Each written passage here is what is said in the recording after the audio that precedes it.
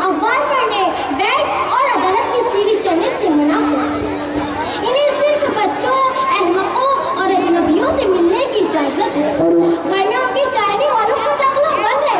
मगर मुझे अपने दादा जान से तकरीबन रोज ही मिलने का मौका मिलता है। दादा कहते हैं कि तुमसे मिलकर मुझे ऐसा महसूस होता है जैसे अच्छे दिन और बुरे दिन दोनों एक दूसरे से मिलते। एक दिन मैंने उनसे पूछा, दादा आपका क्या मसला है? मेरे पूछने पर जरा सा रुक कर कहने लगे कि खबर गर्म के हर घर में उजाला होगा, कि खबर गर्म के हर घर में उजाला होगा, अपना दस्तूर जमाने से निराला होगा। किसे मालूम था दीवाली के जाते जाते मदर हिंद के घर घर में दीवाला होगा। दादा की बातें सुनकर मैं सटपटा गई। आवाज बचा हुए तो मैंने उन्हें तसल्ली देते हुए, आप बिना वजह परेशान, अच्छे दिन तलाश नहीं किए जाते, कैसे आते हैं जैसे घर से मज़ामीन ख्याल आता। हमारे बड़े वज़ीर ने अच्छे दिन का नारा लगाया था, 15 लाख रुपये हर आदमी के बैंक खाते में डालने की बात भी की थी। वादा नहीं किया था, आपने शायद गौर नहीं किया। वज़ीर जी अपनी तकरीरों में अच्छे दिन कहकर रुक जाते हैं, असल में वो रुकते नहीं थे, उनके बोलने से पहले ही मजमा बोल उठता था और उनकी बात उनके दिल ही में रह जाती थी। इलेक्शन जीतने के बाद उनके अच्छे दिन शुरू हो गए और लोग तकते रहे। इन्हें इसी हाल में छोड़कर वो गैर मुल्की दौरे करने लगे। वो दौरान खून की तरह मुल्कों का दौरा करते। वो जहाँ जाते कहीं छाप छोड़ते, कहीं छापा मारते, कहीं झूला झूलते, कहीं बंसी बजाते, कहीं सेल्फी खींचते और कहीं सेल्फी खिंचवाते आगे बढ़ते रहे। जनाब मेरी बातें सुनकर दादा गुस्से से बोले, बैरूनी दौरों के साथ अंदरूनी दौरा भी बेहद जरूरी है।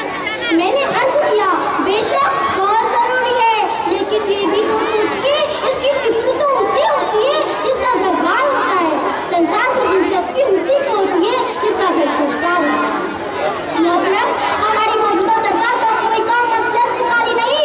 नोटबंदी की बदौलत सरकार को गरीबों की मेहनत की कमाई पर हाथ साफ कर कितनी खुशी हुई। जिनके अच्छे दिन आ रहे थे हर रोज उनके अच्छे दिन आ रहे हैं।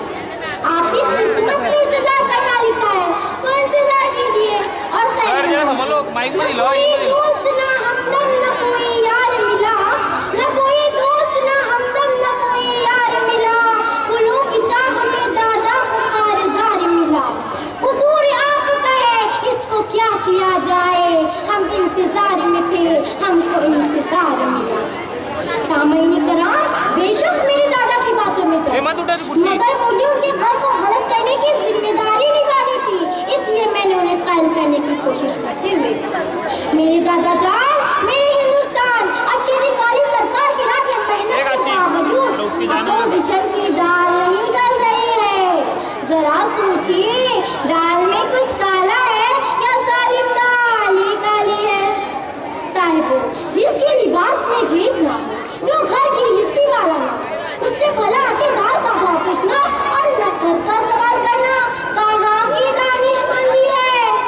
दादा आपका मसला अच्छे दिन है, मगर में अच्छे से एक मतलब बैठक और बुरे के भी होते हैं।